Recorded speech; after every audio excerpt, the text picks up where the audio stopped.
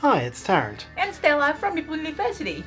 Today we'll be teaching you how to play monsters on board, and if you stay tuned till the end, you can pick up some tips and strategies along the way. Coming up.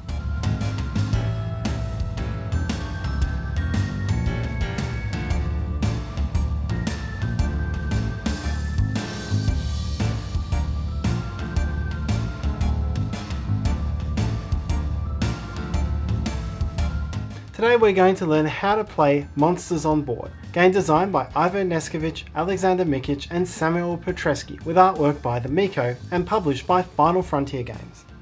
In this video we're using a prototype copy of the game, and so the art, rules and components you see here are not final. Let's get to the table. In Monsters on Board, it is almost time for the Blue Moon Monster Bash at Spook Manor. Players control teams of monsters who are attempting to put on the best party they possibly can by scaring as many humans as they can to produce valuable spook juice. Players will recruit monster lords into their parties, advance their grunts and minions through the neighbourhoods to scare the humans, and gather powerful troops of monster lords and all of the bonus actions they come with. After 6 rounds of play, once each player has recruited 18 monster lords, the player who has gathered the most spook juice wins the game.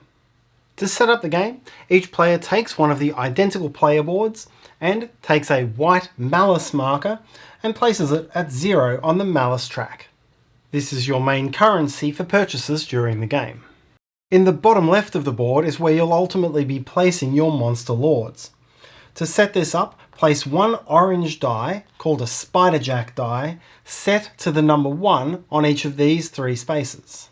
Then set a summoning marker on the first space to the right of the summoning icon onto each of these 3 tracks.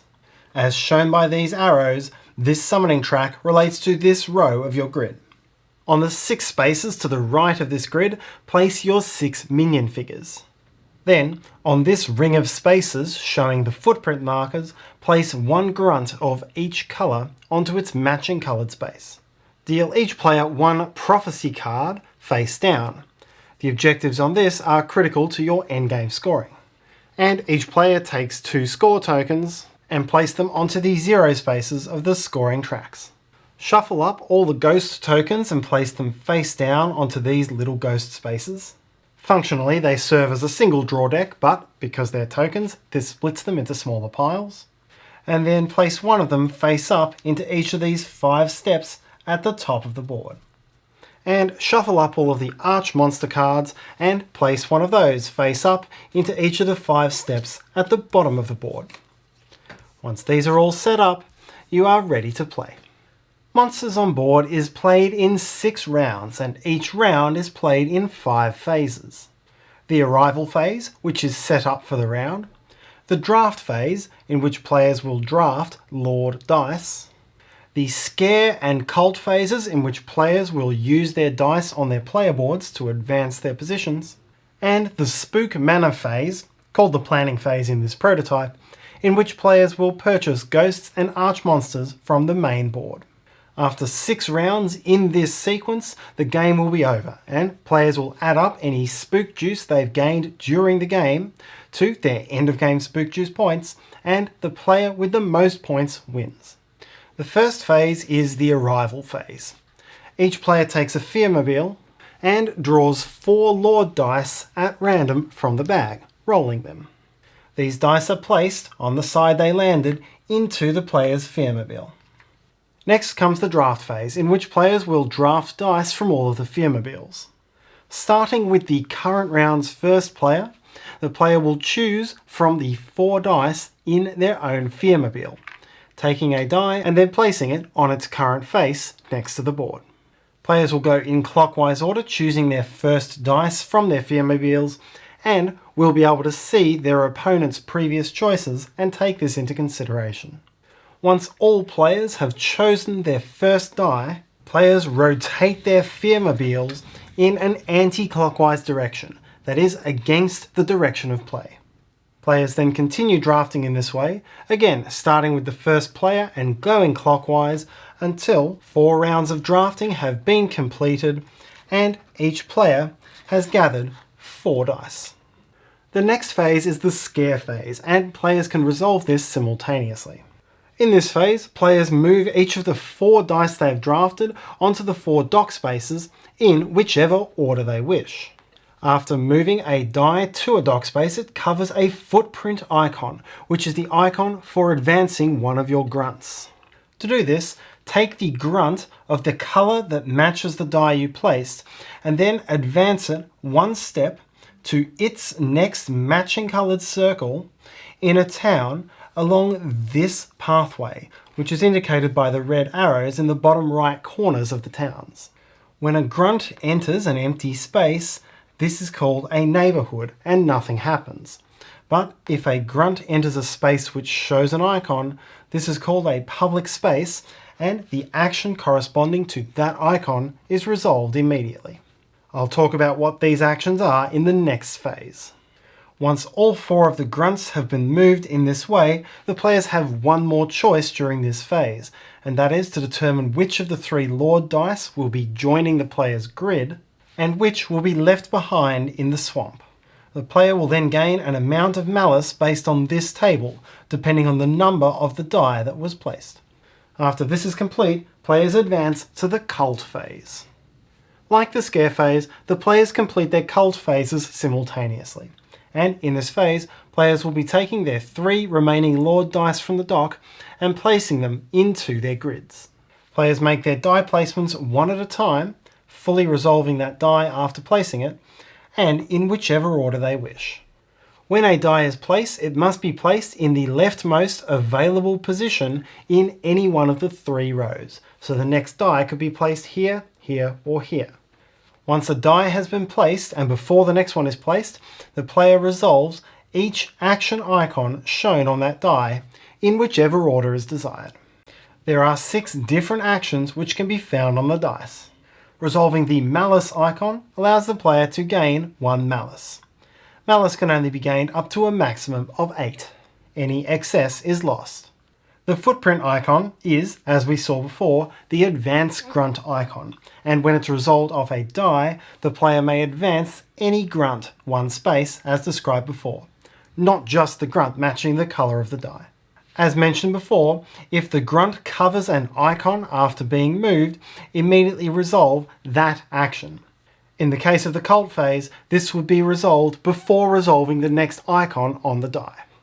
The move minion action allows you to take any 1 minion either from your row of 6 or from one you've already deployed onto the main board and move it to any empty location on the board. That is, one not containing a grunt, a minion, or an action icon. The benefit of a minion is that when a grunt moves and it would land on a minion, it instead skips straight over to the next space, and this allows you to advance your grunts more quickly to the action spaces. The promote or demote Lord action allows you to increase or decrease the value of any Lord die by 1. So here, this placement could allow the 2 to be changed to a 1 or 3. You cannot turn a 1 into a 6 or a 6 into a 1 with this action. When you take this action from the placement of a Lord die, the die you promote or demote must be a different already placed die in the same row of your grid. If you activate the action in a different way, such as from a grunt space, then you may adjust any die in your grid, or even one you're still waiting to place from your supply. Note though that you can't adjust the malice die because you've already resolved its malice gaining effect. The pumpkin icon represents the Feed Spiderjack action. These 3 orange dice represent Spiderjack, and to take the Feed Spiderjack action, you increase the number of pips showing on one of these dice by 1. If you activate the die by placing it into a row, then you must adjust the Spiderjack die in that same row. But if you trigger the effect in a different way, then you can choose whichever Spiderjack die you wish. Increasing these dice is critical because you can only score as many dice in that row as the number of pips on the Spiderjack die. So, for example, even if there were already 6 dice in that row, the most you could score is the first 2, based on that die still reading 2. The final action available on the dice is the Call Spiderjack action, represented by the summoning icon that we saw earlier. Taking this action allows you to increase one of your 3 summoning markers 1 step to the right.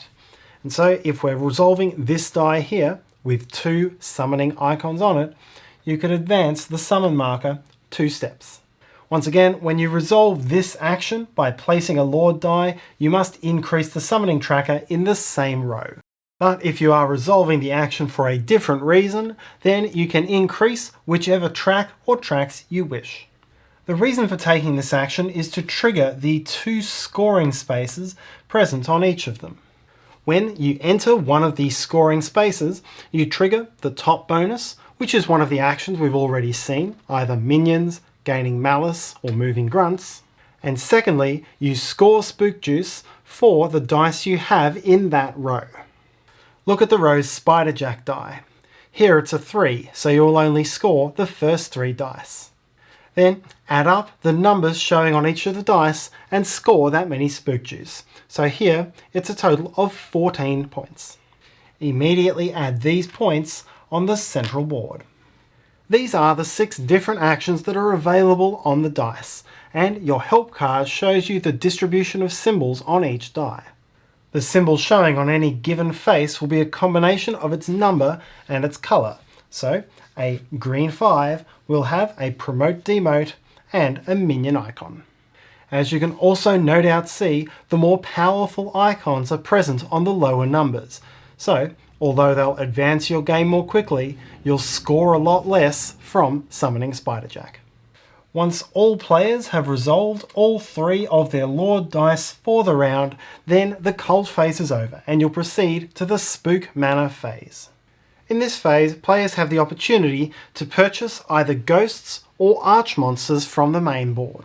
This phase takes place in turn order, and when it is a player's turn, the player may either make a purchase or pass. Play continues until all players have passed, and players may make multiple purchases in the round, but only 1 purchase per turn. Once a player has passed, they cannot come back in and make another purchase later this phase. Purchases are paid for with malice, which is tracked on the player's player board. When a player makes a purchase, either of a ghost or an Archmonster, the player adjusts the malice track on their player board, and then all of the more expensive options immediately slide 1 step to the cheaper end, and the most expensive end is replenished from the draw deck. When a player purchases a ghost, it will be in one of the 6 grunt colours. In this case you can see it has a red circle. This means it must be placed onto an empty red circle somewhere on your grunt track. Now, instead of being an empty space when a grunt lands on it, it's either going to have the powerful version of that grunt's action, or it may simply be a space worth 8 Spook Juice. The other type of ghost you may purchase is one which shows the footprint marker. When taking this, it must be placed in the earliest empty space, which will usually be this one, but it could be further down if you've got grunts, minions or ghosts already in some of those spaces. Then immediately place a new grunt of the same type onto that ghost. Now you have 2 grunts in that colour, and from this point forward, anytime you resolve a grunt movement in that colour, you advance both of those grunts, resolving any actions they cover. Grunts cannot share spaces, and so once one has reached the end of the track, any others of the same colour will stop short.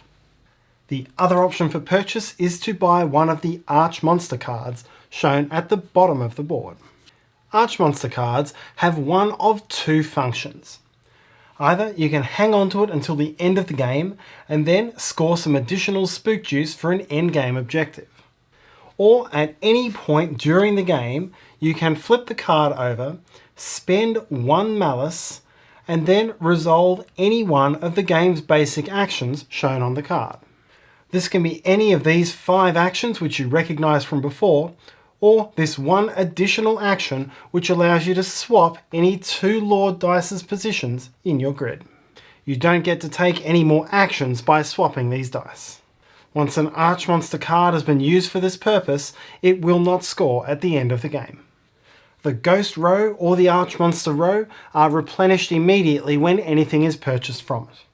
Once all players have passed, this phase and the round are over.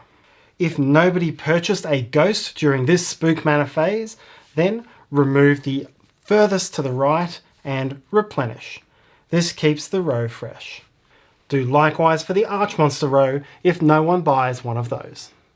One quick thing that's important to know about the Grunt tracks as you plan ahead. Each colour of Grunt has its own action which you will gain as you move along the track, and the action spaces get more powerful as you go further down the track. 5 of these are the actions you recognise from the dice, and the 6th one on the green Grunt is simply gaining Spook Juice. When a Ghost contains an action, it will be the same type of action as the other spaces of that colour. Note as well that the action present on a certain Grunt's track is different to the action present on every face of the same coloured die. Finally, when you get to the final space on the Grunt track, you'll see a 3 Spook Juice icon.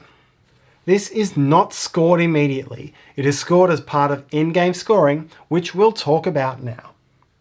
The game will end once all players have 18 dice in their grids, which will be after 6 rounds. Then you'll proceed to final scoring. First, you must remove any dice which don't meet the requirements of the Spiderjack dice. They will not score. So here all 6 of these dice would remain, but the rightmost and the 2 rightmost from these rows would disappear based on the number of pips on the Spiderjack dice. Then you will score points based on your Prophecy card and your Archmonster cards. The Prophecy card is a dice placement puzzle worth up to 50 or 60 points.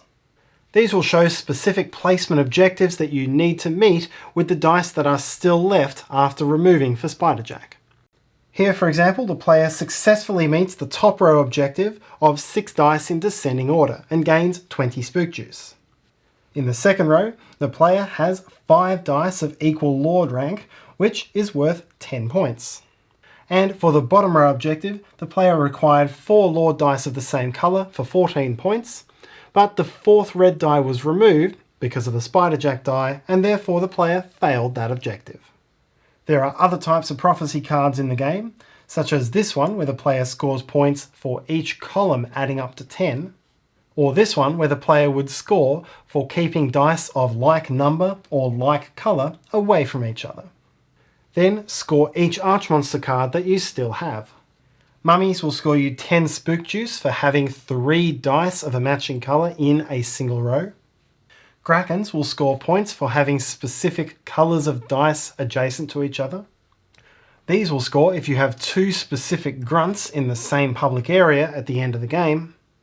And the Vampire will score Spook Juice based on how far a certain colour of Grunt has advanced along the track. If you have multiple Grunts of the matching type, each of them scores separately for the same Vampire. Finally, you will score for each of your Grunts who has reached the final space on the track, and the amount you'll score is 3 Spook Juice for each matching coloured die in your grid. Here, the player has advanced the yellow and red Grunts, and based on there being 9 dice matching those 2 colours, would score 27 Spook Juice. After adding all of that up, the player with the most Spook Juice wins. We're not going to take you through the full rules for the variants of the game, but we'll give you a quick teaser for what those variants are.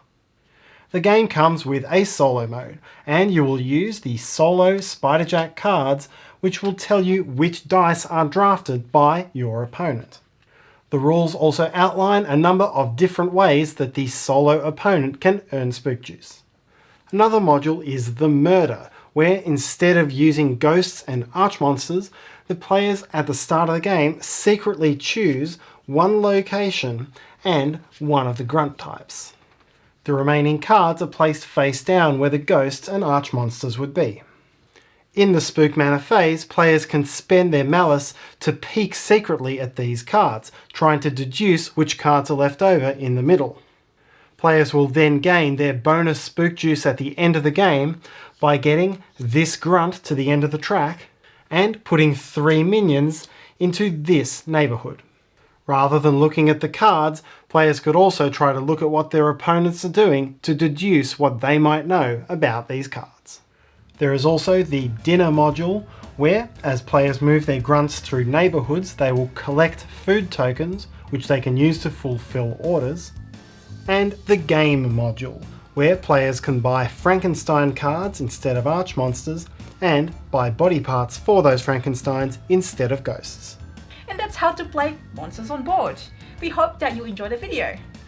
At the time of filming, Monsters on Board is going soon to Kickstarter, so we'll put a link in the description below when it's live so you can check it out. If you enjoyed this video, please help us by hitting that like button.